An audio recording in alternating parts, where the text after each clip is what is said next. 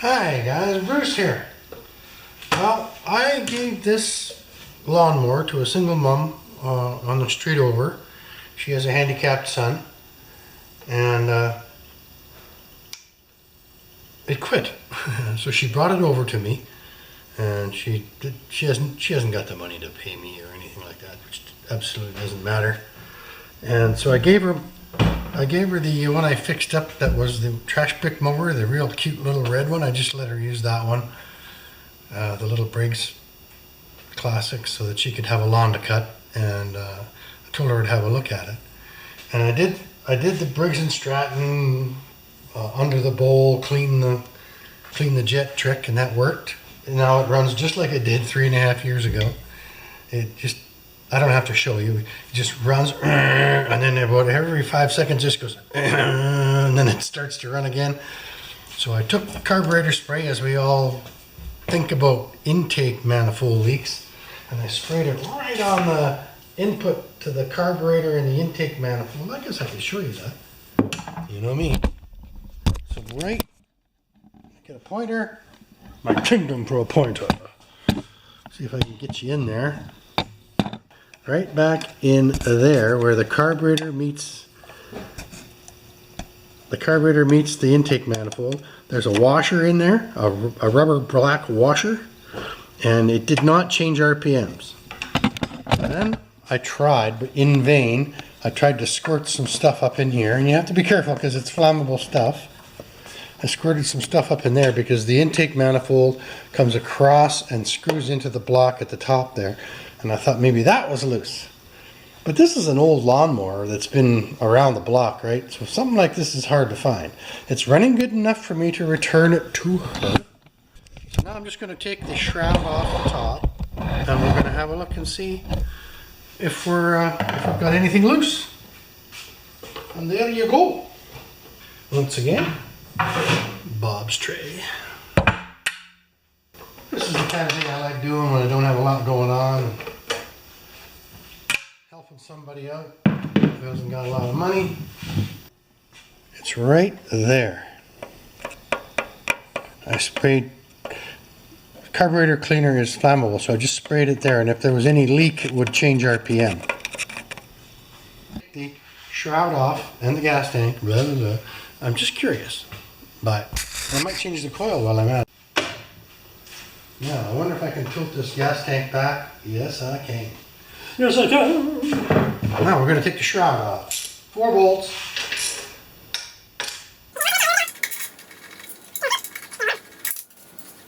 I know, and I'm dressed like a slob today. But you know what? I really like these Briggs Quantums.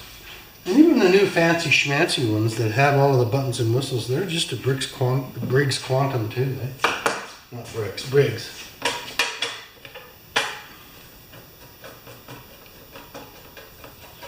So for a 15-minute check, it's worthwhile.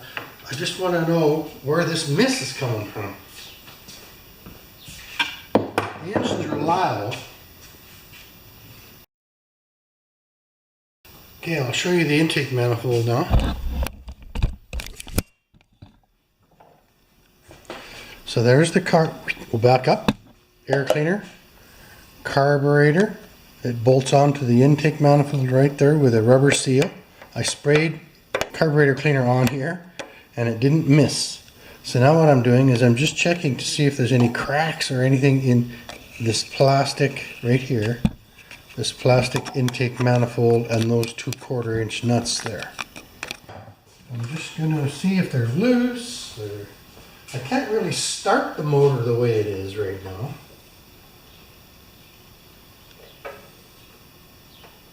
They're a little loose.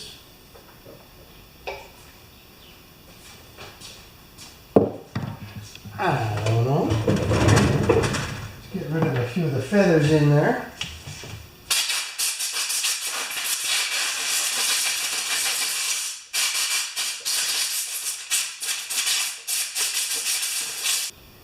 And while I've got it open, I could change the coil. I don't see what else it could be really, except for a coil. It really doesn't sound electrical. And yes, the gas and all that's been changed out. I'm just going to pop the 2 bolts off this intake manifold and see if there's a visual leak. Although you can sometimes fix something just by taking it apart and putting it back on.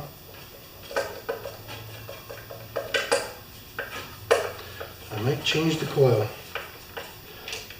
while I got it off. Yeah, I'm going to do that. I'll be back.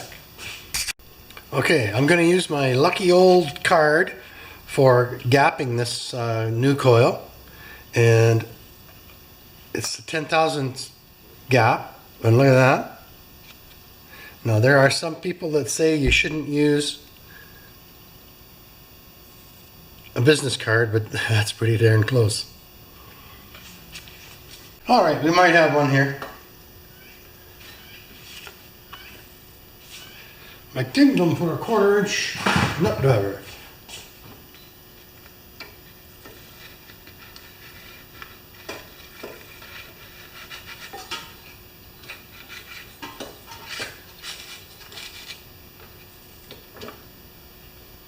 That's gonna wake. Whoop. Pull it back.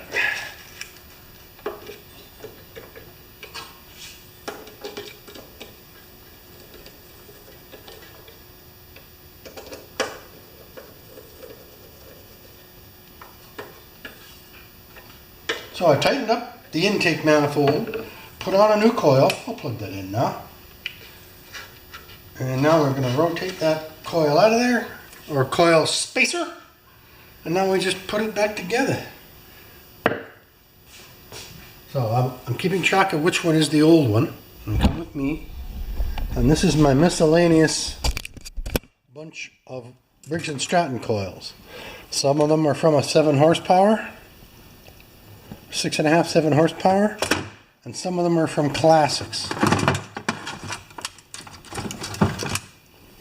Where was that one? It had black tape on it. Briggs Classic. So that's the advantage of keeping stuff, guys. And I don't have a problem keeping stuff. I've had critics online saying you're using used parts, you're just asking for trouble. But when you're working on an $80 lawnmower and you've got 2 hours invested in it or more, you save money as soon as you can. So I'm just gonna, let's see, we're gonna pop this cover back on, right? Da-da-da-da. And put the 4 bolts on, re-bolt the gas tank, and we're gonna see if we still have a miss. So if it still misses after this, I don't know what it is. Maybe a valve. But these Quantums are pretty robust when it comes to valves. Whoop. And our dipstick, I always forget about the old dipstick holder. Yeah, the old dipstick holder. And isn't that just super cool that you can just rotate that tank back right down on top of there? 3 of those.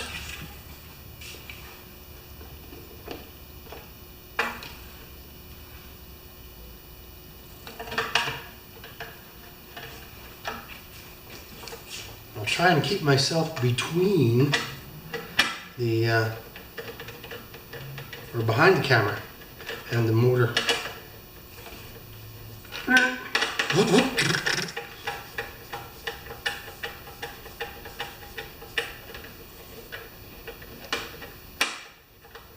was starting to figure maybe that was stripped, but it wasn't. Just stiff all the way. And before I finish, I'm going to just, you guys know me and my lithium grease. I actually had a criticism that some guy said that I should shut the camera off when I walk to get supplies and stuff. I thought, wow, man. But I checked the site and he's never made a video. And I'm just lubing up that cable again for the on-off switch. since I started looking for this mist, it's got a new air filter, a different carburetor, a different coil, a different spark plug, complete new gas in the chamber, and an inspection of the intake manifold. Now you can't do much more on a $25 lawnmower, huh? So now I'm going to lower it down and we're going to give it a go. And it has to warm up for a few seconds before we know.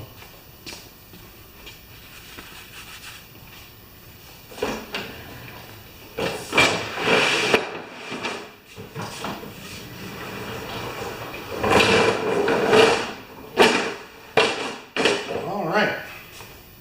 Primer ready.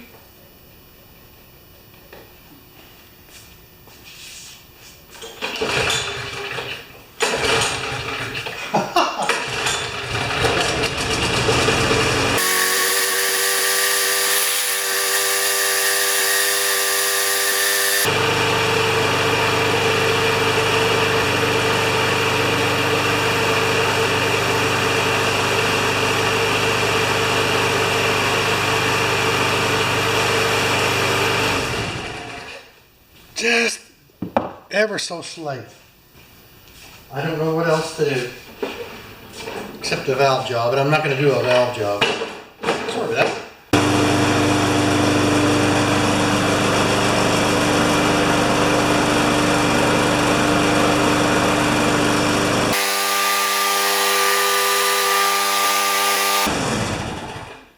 All right, well, this is the lawnmower that I got running for a single mom. And she had it for since 2015, three and a half years, 4 years almost. And she brought it to me this spring. I did a few videos on it. I did a video on it, got it running again, and did everything to look for a miss, and the miss is gone. So it might have just been, you know, a hunk of dirt in a valve or something like that. But it has a vibration now that it never used to have. So we're just going to turn it on. I think it's a bad blade. So let's just turn it on its side and have a look.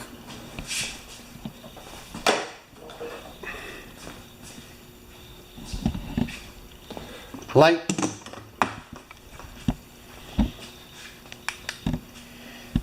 Oh yeah.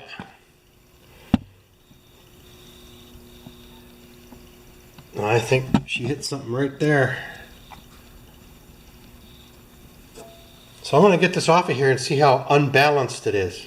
Looks like a 5/8. Let's get it off of there. I'll just pop that off and well, you might as well watch, eh?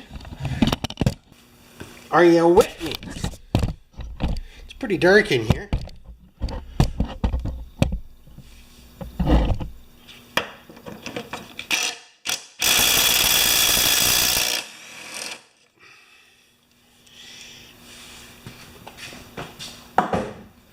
Why do I always get myself into these jams, eh?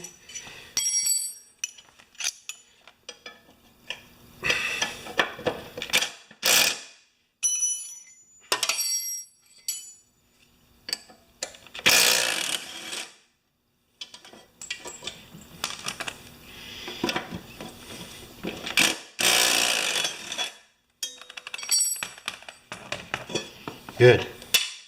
All right, let's just have a better look at this blade here.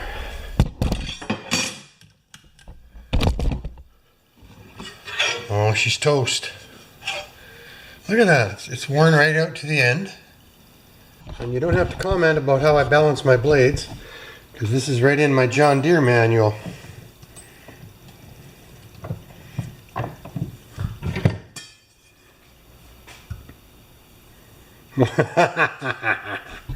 Okay.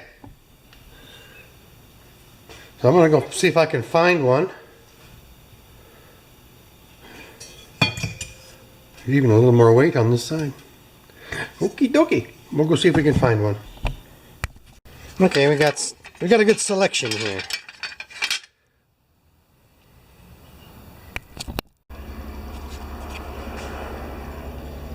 Oop. It's dead on. So now I'm just going to sharpen that, and we'll check it again after I sharpen it. All right, sharpened and balanced, but not too sharp, right?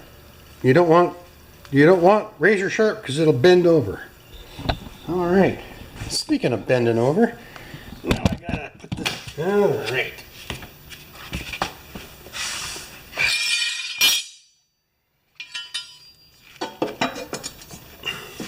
That's gonna work.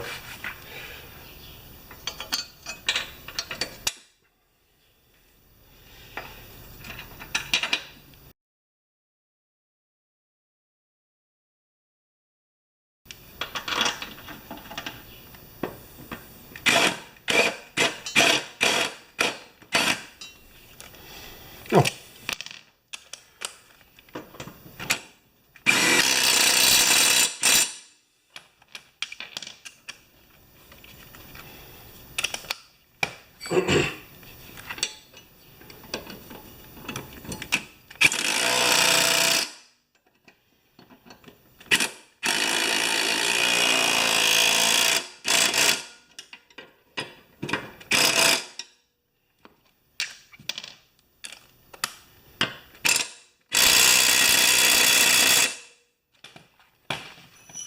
It's not coming off. Yes, it's built a little fuel, all by itself.